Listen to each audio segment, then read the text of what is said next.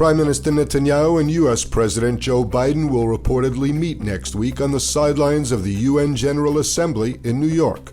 The Prime Minister's office released Netanyahu's schedule without the Biden meeting included, but the sit-down will reportedly take place before or after Netanyahu's UN speech next Friday. U.S. officials attributed the lack of a White House meeting between the leaders to a technicality. Observers suggest that President Biden aims to avoid the impression of business as usual after criticizing Netanyahu's government's judicial reform plans. It's a fateful day in Jerusalem as the High Court is set to rule on the reasonableness law with a potential of a constitutional showdown looming.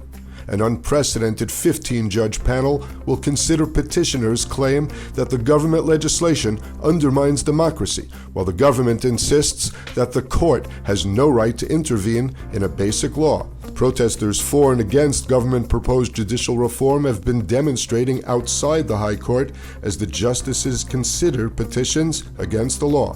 The momentous and extraordinary nature of the clash was highlighted by the sight of all 15 justices of the High Court assembled, the first time a panel of this size has ever been convened.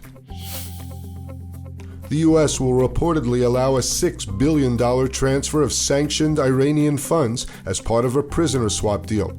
As part of the U.S.-Iranian deal, 5 Americans being held in Iran will be released, and the U.S. will release 5 Iranians detained in the United States. As part of the deal, the United States will waive sanctions to allow the transfer of the $6 billion in Iranian funds from South Korea to Qatar for humanitarian purposes. Israel has expressed outrage at the prospect that Iran could divert the funds for terrorist activities.